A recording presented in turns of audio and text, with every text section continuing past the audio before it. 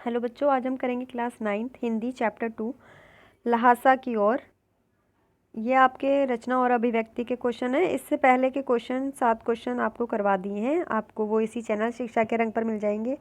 आज हम स्टार्ट करेंगे क्वेश्चन नंबर 8 से, रचना और अभिव्यक्ति। ये आपके क्षितिज का पार्ट 2 है। क्वेश्चन नंबर 8 देखिए। सुमित के यजमान और अन्य परिचित लोग लगभग हर गांव में मिले। इस आधार पर आप सुमित के व्यक्तित्व की किन विशेषताओं का चित्रण कर सकते हो। तो आपको जो सुमित व्यक्ति था, ठीक है, उसके व्यक्तित्व का चित्रण करना है। सुमित के यजमान, उत्तर देखिए इसका।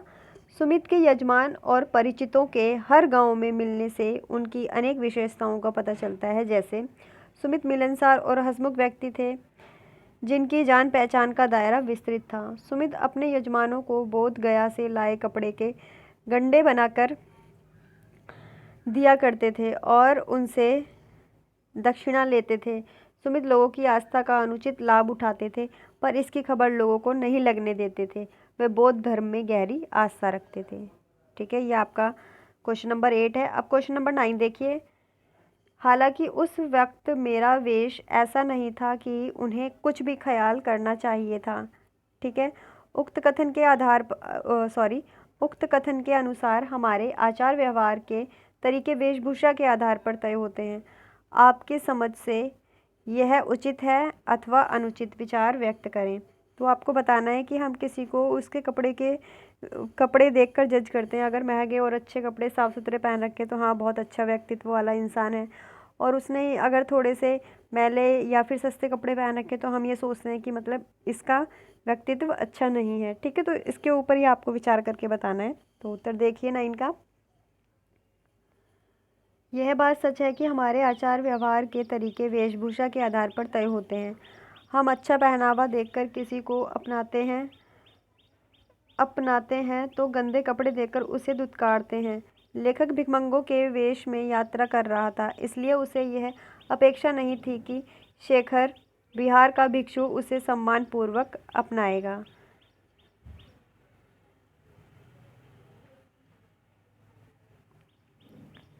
मेरे विचार से वेशभूषा देखकर व्यवहार करना पूरी तरह ठीक नहीं है।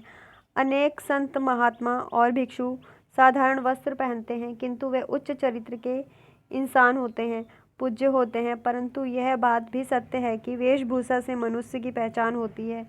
हम पर पहला प्रभाव वेशभूषा के कारण ही पड़ता है, उसी के आधार पर हम भले बुरे की पहचान करते हैं। क्वेश्चन नंबर 10 देखिए। यात्रा वृत्तांत के आधार पर तिब्बत की भौगोलिक स्थिति का शब्द चित्र प्रस्तुत करें। वहाँ की स्थिति आपके राज्य शहर से किस प्रकार भिन्न है। तो आप ये बता सकते हो, तिब्बत की भौगोलिक परिस्थिति अलग होती हैं और जहाँ पर हम रह रहे हैं वहाँ की अलग होती हैं। ठीक है, फिर है आपका उत्तर देखिए क्वेश्चन नंबर 10 का।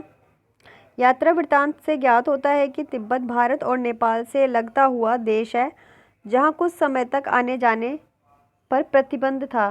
ठीक है, यह स्थान समुद्र तल से काफ़ी ऊंचा है।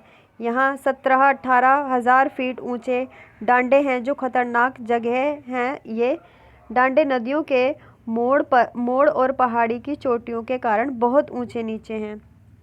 यहाँ एक और हजारों तरफ से ढके श्वेत शिखर हैं, तो दूसरी ओर भीटें हैं जिन पर बहुत कम बर्फ रहती है।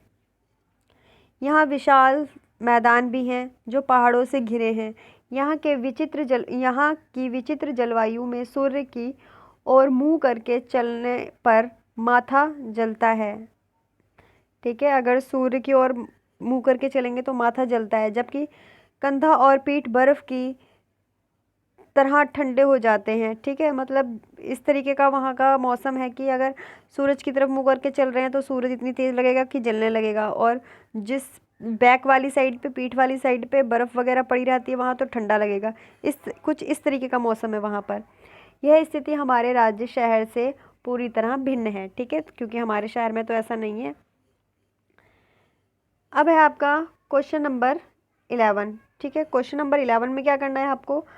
आपने भी किसी स्थान की यात्रा अवश्य की होगी। यात्रा के दौरान हुए अनुभवों को लिखकर प्रस्तुत करें। अगर आप कहीं पर भी गए हैं घूमने के लिए, ठीक है, अगर आप कहीं पे भी घूमने गए हैं तो यहाँ पर अपनी यात्रा का मतलब अनुभव आपको बताना है, ठीक है, अपनी यात्रा। कहीं पर भी अगर आप गए हैं तो आप यहाँ पर लिख सकते हो। फिर है प्रश्न नंबर 12, यात्रा वृत्तांत गद्य विद्या यात्रा वृत्तांत गद्य साहित्य की एक विधा है। आपकी इस पाठ्य पुस्तक में कौन कौन सी विधाएं हैं? प्रस्तुत विधा उनसे किन मायनों में अलग है, ये आपको बताना है। तो आपकी क्षितिज में जितने भी पाठ दे रखे हैं, ठीक है, उन सब की विधा बतानी है आपको यहाँ पर। जैसे पाठ, और पहले नंबर पे पाठ लिखा है और दूसरे पर विधा लिखी है। दो बैलों की कथा, ये एक कहानी है। ल्हासा की और यात्रा वृत्तांत है। उपभोक्ता की संस्कृति, यह एक निबंध है। सांवले सपनों की याद, ये संस्मरण है। नाना साहब की पुत्री देवी रिपोर्तार्जक है। मैना को भस्म कर दिया गया, ठीक है, ये पूरा है आपका। नाना साहब की पुत्री देवी मैना को भस्म कर दिया गया, ये पूरा चैप्टर है आपका। प्रेमचंद्र के फटे जूते, ये व्यंग है। मेरे बचपन के दिन संस्मरण है। एक कुत्ता और एक मैना निबंध है ये, ठीक है। यह पाठ अन्य विधाओं से इसलिए अलग है क्योंकि यह यात्रा वृत्तांत है जिसमें लेखक द्वारा तिब्बत की यात्रा का वर्णन किया गया है। यह उसकी यात्रा का अनुभव है, ना कि मानव चरित्र का चित्रण जैसे कि अन्य विधाओं में होता है, ठीक है। इस प्रकार से ये अलग है। यात्रा वृत्तांत अलग होते हैं और रिपोर्तार्जक, संस्मरण, ये सब अलग होते हैं। यात्रा में तो अपने खुद के अनुभव लिखे जाते हैं, जो भी यात्रा करते हैं हम, ठीक है, उसमें खुद के अनुभव लिखे जाते हैं। जबकि निबंध, कहानी, इन सब में, रिपोर्तार्जक में तो हम किसी की भी कहानी को लिख सकते हैं। फिर है भाषा अध्याय, ठीक है, भाषा अध्ययन है। क्वेश्चन नंबर 13, किसी भी बात को अनेक प्रकार से कहा जा सकता है। जैसे सुबह होने से पहले हम गांव में थे।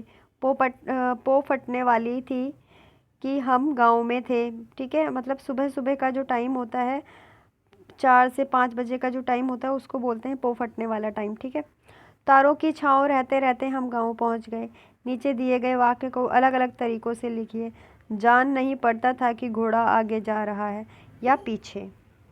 फिर आपको बताना है, पता नहीं चलता था कि घोड़ा आगे जा रहा है या पीछे। कभी लगता था कि घोड़ा आगे जा रहा है, कभी लगता था कि पीछे जा रहा है, ठीक। अब है क्वेश्चन नंबर 14, ऐसे शब्द जो किसी अंचल यानी क्षेत्र विशेष में प्रयुक्त होते हैं उन्हें आंचलिक शब्द कहा जाता है। प्रस्तुत पाठ में से आंचलिक शब्द ढूंढकर लिखिए।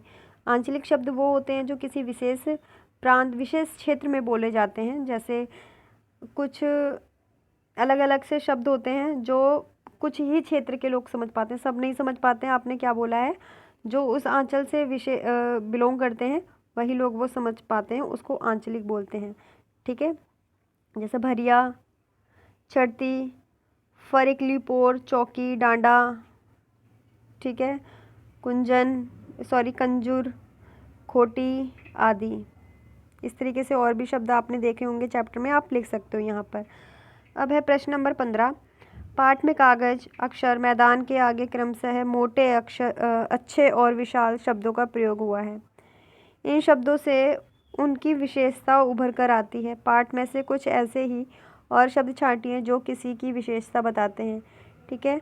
जो किसी की विशेषता बताते हैं मतलब कि जो संज्ञा या सर्वनाम की विशेषता बताते हैं उसको विशेषण कहते हैं।